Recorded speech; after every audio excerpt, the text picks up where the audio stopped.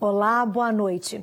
A Polícia Civil fechou o que considera ser a maior fábrica de linha chilena para pipas e papagaios de Belo Horizonte. Ela funcionava no bairro Vista Alegre, região oeste da cidade. Após a morte de uma criança em Ibirité, as investigações foram intensificadas para coibir o comércio desse tipo de linha altamente cortante. A polícia chegou até a fábrica clandestina depois de 2 meses de investigação.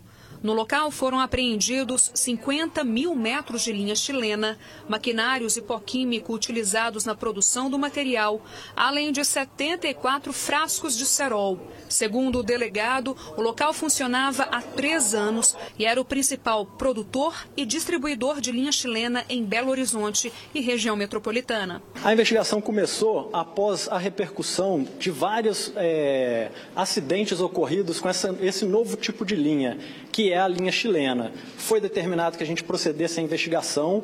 Havia informação de que há a distribuição e venda desta linha no centro da cidade.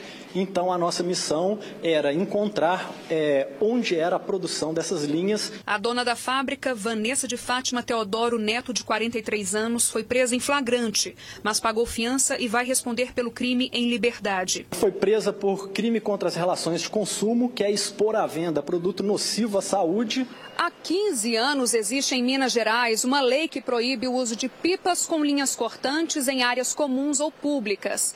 Quem for flagrado com cerol ou linha chilena pode ter que pagar uma multa que varia de R$ 100 a R$ 1.500. Só que em caso de acidente, o responsável também pode responder por lesão corporal e até homicídio.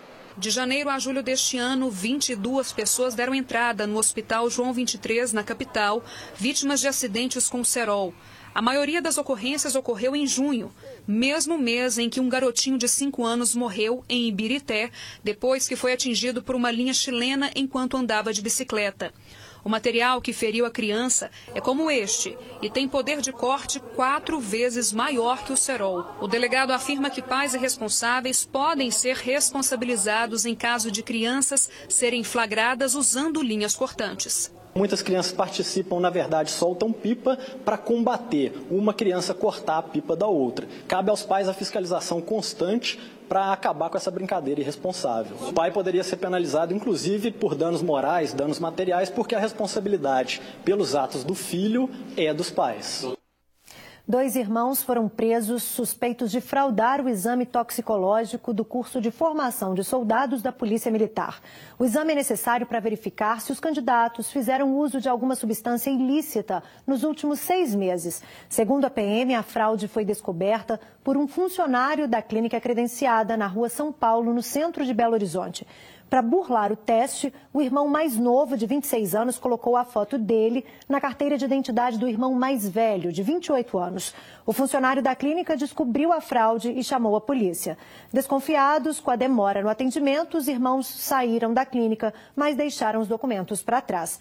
Pouco tempo depois, um dos rapazes chegou a ligar para o laboratório, informando que enviaria ao local um motoboy para buscar os documentos. Ao chegar à clínica, o motoboy foi surpreendido com a presença dos militares e contou que os jovens estavam esperando por ele na rodoviária de Belo Horizonte, onde um deles foi preso. E uma família também foi detida durante uma operação de combate ao tráfico de drogas no bairro Juliana, região de Venda Nova, em Belo Horizonte.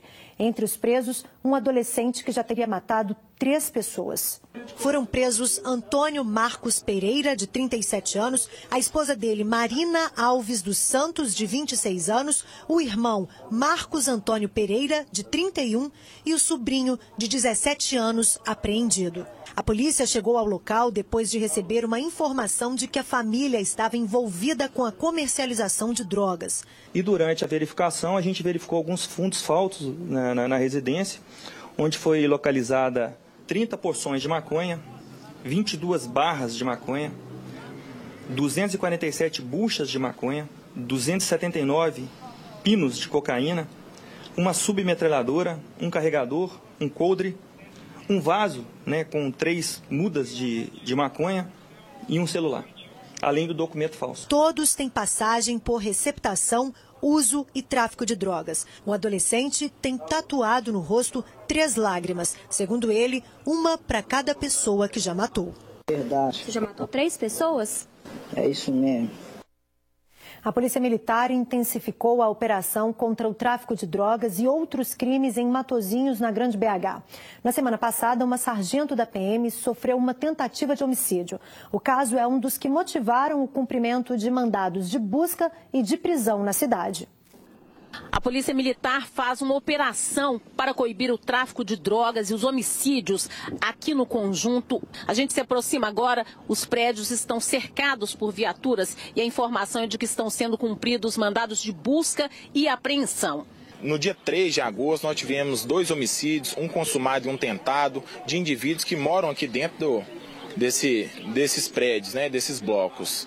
Aí, para dar essa resposta, viemos aqui cumprir 3 mandados de busca e apreensão com a prisão temporária de 2 indivíduos, sendo que um foi localizado lá em Caeté e aqui nós encontramos outro, conhecido como Reginaldo, suspeito de ser o mandante aí desse homicídio. E localizamos também o menor que estaria envolvido no tráfico de drogas e também guardando armas para essas pessoas, e ele foi preso com uma réplica e um pássaro da fauna silvestre. Também há cerca de uma semana, uma policial militar foi ameaçada, sofreu um atentado em que homens atiraram contra a viatura onde ela estava durante o período de trabalho.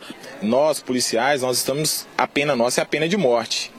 Mas mesmo assim nós conseguimos que o criminoso que tentou tirar a vida de toda a equipe foi resgatado com vida. Os suspeitos foram trazidos aqui para a companhia da polícia. É um menor de 15 anos que não será identificado e o maior, este homem aqui de 41 anos, o Reginaldo Aparecido da Silva, que é suspeito então de ser o mandante desses crimes e de coordenar a boca na região. O homem preso pela Polícia Civil em Caeté foi trazido aqui para a delegacia. Daniel Maicon Andrade, de 20 anos, negou envolvimento com a morte de Paulo Roberto Alves Corrêa no dia 3 de agosto e também com a tentativa que aconteceu na mesma data.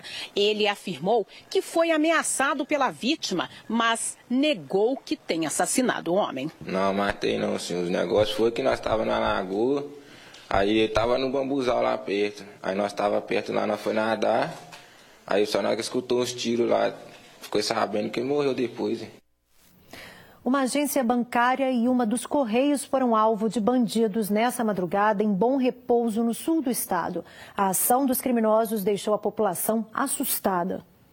De acordo com a Polícia Militar, cerca de 12 homens fortemente armados chegaram em 4 veículos na cidade. Primeiro, eles explodiram a agência do Cicobi e, em seguida, os Correios. A ação dos criminosos durou cerca de 30 minutos. Os moradores ficaram assustados com tantos disparos. Algumas casas foram atingidas pelo impacto das explosões.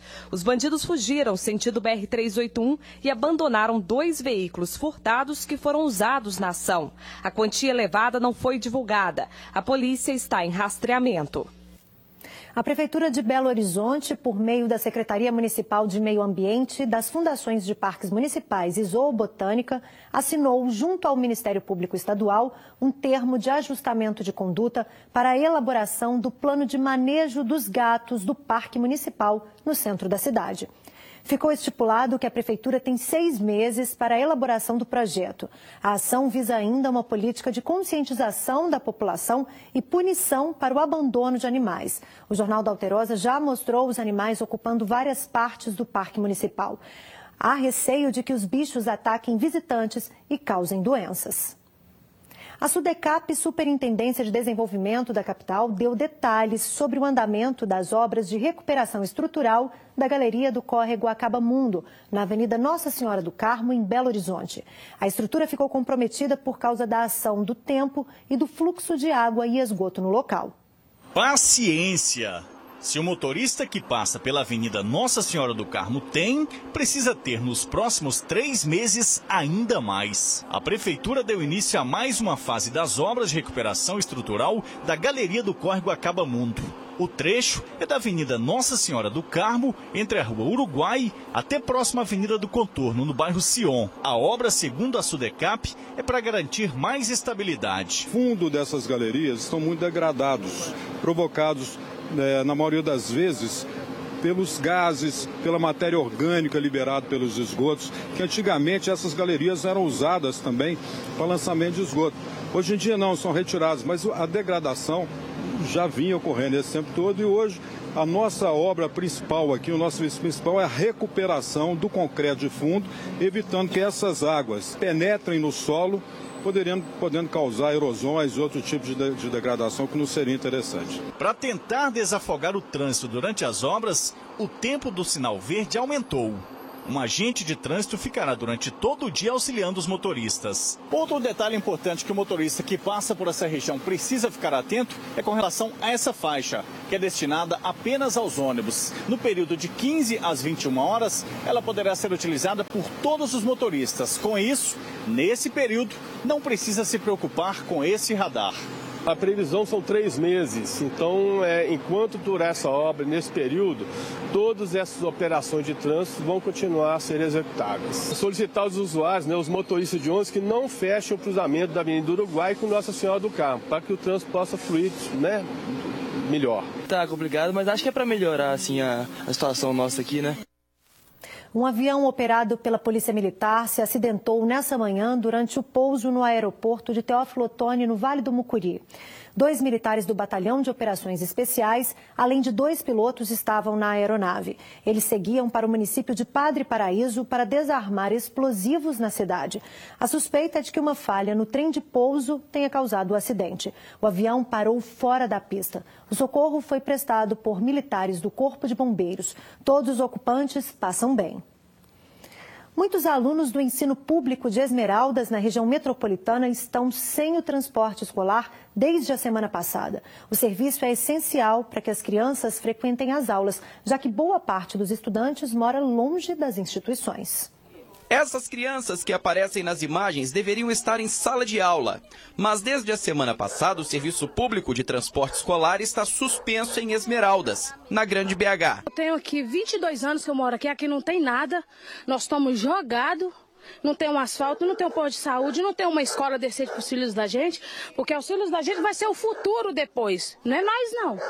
Então eles não dá e ainda vai reclamar, chama reportagem, eles acham ruim ainda.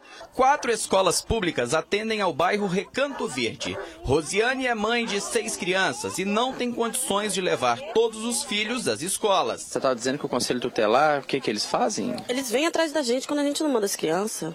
E outra, a escola mesmo não deu satisfação pra gente. Quem falou com a gente que não ia ter escolar foi o monitor do escolar. Nem ele sabia qual o motivo. O caminho para ser feito a pé é perigoso. É um matagal arriscado, não tem como. Tem um estrupador aí também, rondando. Como é que solta uma criança dessa para ir na escola sozinha? A gente não tem condições de levar. A Aline foi quem ligou para a produção da TV Alterosa. Segundo ela, a prefeitura suspendeu o serviço por problema na licitação. Nos disseram que segunda-feira, ontem no caso, teria nova licitação, só que a gente está sem resposta até hoje. Diz que vai resolver, que tal dia vai dar a solução, a resposta, mais nada, até hoje. Segundo a assessoria da Prefeitura de Esmeraldas, 2 empresas venceram a licitação e assinaram um contrato no fim de julho. Uma delas, a Copertur, que ficou responsável por 10 das 11 rotas licitadas, descumpriu o acordo. Ainda segundo a assessoria, a Secretaria de Educação expediu notificações extrajudiciais, autos de infração e multas contratuais e aplicadas contra a cooperativa. Os licitantes classificados em segundo lugar foram convocados para uma reunião prevista para amanhã, quando irão assumir a prestação do serviço. Caso não assumam, um novo processo licitatório será aberto em caráter emergencial. Todo mundo sabe que as novas ferramentas de comunicação estão revolucionando o contato entre profissionais e clientes. Mas até que ponto as plataformas digitais, como o WhatsApp, por exemplo, podem substituir as relações pessoais? E no caso dos médicos e pacientes, aqui em Belo Horizonte, quase 100% dos especialistas em saúde utilizam o mecanismo. Acho dessa comunicação de médicos e pacientes via WhatsApp, por e-mail? Eu acho que é válido em casos emergenciais, por exemplo. Ele faz um pré-diagnóstico e te encaminha para uma unidade. A pediatra do meu filho, então, por exemplo, a gente comunica com ela via WhatsApp. Quando necessário, quando ela fala que a gente deve ir, a gente leva a criança lá sim. Viviane percebe alguma alteração na saúde do filho e logo recorre à pediatra. Só que nem sempre o contato é aquele tradicional lá no consultório. A comunicação sobre casos que não são tão graves é via WhatsApp. Por exemplo, uma febre muito alta, uma tosse persistente. Quem recebe o chamado do lado de cá é a doutora Mônica. Recebe de Viviane e de tantos outros pacientes. São, em média, 400 mensagens todos os dias. Hoje ela amanheceu com essas manchas no rosto e eu dei, além dos antialérgicos que ela já toma, acrescentei um comprimido de hidroxizina. Ela diz que não dá para ficar no celular acompanhando tudo, mas que na medida do possível responde às solicitações. O telefone, às vezes, antes incomodava mais, você teria que interromper uma consulta para atender aquele paciente. Ele manda um zap, eu tenho naquele período de coisa, dá para a gente responder. E quando eu percebo que tem que ir presencial, eu mando para eles, não dá para resolver pelo celular, você vai ter que vir consultar. Uma pesquisa feita pela revista Encontro mostrou que 93% dos médicos da capital usam a internet para se comunicar com os pacientes. A maioria dos profissionais acredita que isso facilita o contato. Acabam que eles se sentem mais acolhidos, principalmente por serem respondidos logo que eles enviam essas mensagens. Então, com a tecnologia, os tratamentos estão otimizados e os resultados também. A secretária do Conselho Regional de Medicina diz que as resoluções que mais se aproximam desse tema são as da telemedicina e de publicidade, mas que não tratam diretamente sobre o uso das redes sociais. Ela explicou que em 2016 o Conselho Federal de Medicina emitiu um parecer consulta sobre esse assunto, num caráter de orientação. A médica diz que é preciso ter limites nesse atendimento virtual, para que não seja feita uma consulta via internet. Sempre existiram cartas, sempre existiram telefonemas, que mãe nunca ligou para o pediatra para falar que o filho estava com febre, querendo uma orientação. E o WhatsApp hoje é uma evolução disso tudo. Mas eu acho que é importante a gente colocar que as redes sociais, elas podem ser usadas desde que se mantenha o sigilo médico. O médico, ele tem que ter o limite de saber que não se pode fazer uma consulta à distância. Daqui a pouco, a instalação de novos radares nas rodovias mineiras. E ainda, hoje é comemorado o Dia Nacional de Controle do Colesterol, fator de alta preocupação em meio à área da saúde. Voltamos em instantes. Fique com a gente.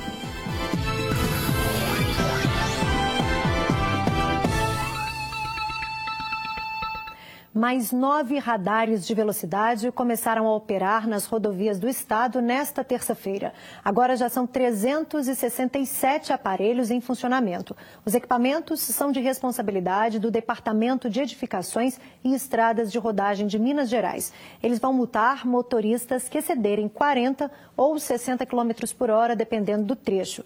Para saber os locais, acesse o nosso site alterosa.com.br/JA. Hoje é o Dia Nacional de Controle do Colesterol, uma forma de conscientizar a população sobre a prevenção de doenças cardiovasculares e sobre a importância de manter a saúde em dia, eliminando os maus hábitos. O colesterol elevado é uma das principais causas do infarto e acidente vascular cerebral. Há 30 anos, seu Antônio Carlos controla o colesterol. O aposentado de 78 anos também é hipertenso e tem histórico de mortes por doenças cardíacas na família. Por isso, faz uso contínuo de remédios e tenta adaptar a rotina. Vamos evitar o churrasco, a carne gorda. À medida do possível, eu vou evitando certas comidas. Agora, caminhada, ainda estou devendo ainda, viu? Estou devendo para cardiologista que me cobra direto. Seu Antônio precisa mesmo da caminhada, viu? Ou praticar qualquer outra atividade física regularmente. Vencer o sedentarismo é uma das recomendações médicas para quem não quer ter problema com colesterol alto. E de acordo com a Organização Mundial da Saúde, mais de 40% dos brasileiros estão com índices acima do estipulado. O colesterol é uma espécie de gordura produzida no corpo e que circula na corrente sanguínea em 3 tipos. O maior vilão é o LDL, ou colesterol ruim, que em excesso forma placas que podem obstruir as artérias. O colesterol, ele não dá sintoma, é uma doença silenciosa e pode já começar a se manifestar agredindo o organismo desde a infância. A associação colesterol alto, hipertensão, aumenta bastante o risco. Se tem diabetes também, se fuma, então a associação desses fatores de risco aumenta demais o risco de ter um AVC, um infarto. E seguem outras recomendações. Alimentação balanceada, onde você vai ter quantidades equilibradas de gorduras, de carboidratos, de proteínas e fibras. Uma boa dose de sono, o sono também é importante, diminuir o estresse. Então, esse conjunto de fatores são favoráveis para se ter uma prevenção nesse sentido. O JA fica por aqui, amanhã estaremos de volta a partir das 7h15. Boa noite, até lá. Tchau.